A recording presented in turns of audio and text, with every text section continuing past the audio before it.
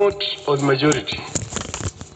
The chairperson and a tiny minority of commissioners have no legal authority to take weighty decisions and proclaim them as the rulings of the IEBC.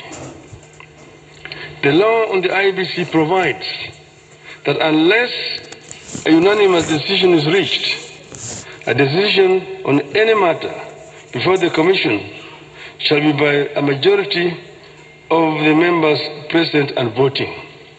I want to repeat. Unless a unanimous decision is reached, a decision on any matter before the Commission shall be by a majority of the members present and voting. In addition, the Court of Appeal in the Maina Kiai case ruled, and I quote again, reiterate, as we conclude, that there is no doubt from the architecture of the laws we have considered that the people of Kenya did not intend to vest or concentrate such sweeping and boundless powers in one individual, that is the chairperson of the appellant. That is why I and Azimio La Umoja One Kenya and the nation at large were shocked yesterday to learn that Mr. Chebukati alone decided to pronounce himself on the supposed winner of the 2022 presidential elections. We understand that only Mr. Chebukati alone had access to the tally of the presidential vote. He denied all the commissioners access to that information until he suddenly appeared before the commissioners in the late afternoon to present them with a fait accompli.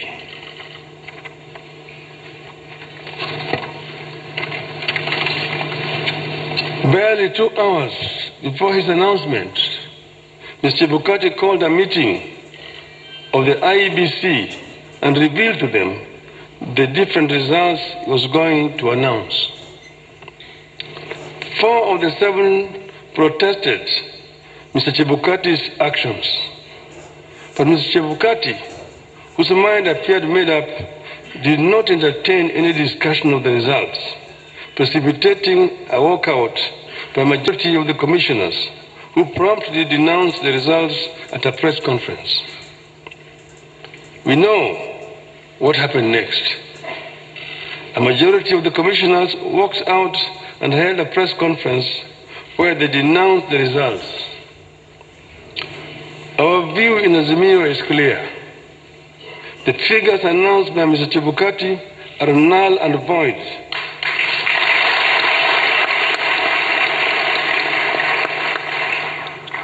I repeat, the figures announced by Mr. Chebukati are null and void and must be quashed by a court of law. In our view, there is neither a legally and validly declared winner nor a president-elect. Mr. Chebukati's announcement purporting to announce a winner is a nullity. He acted with gross impunity and in total disregard of the Constitution and our laws. He could have plunged our country into chaos had our supporters not exercised great restraint.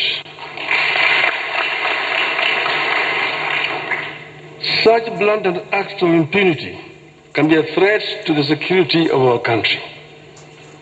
It is not up to us to decide whether Mr. Chebukati has committed an offense. We leave that determination to the appropriate authorities.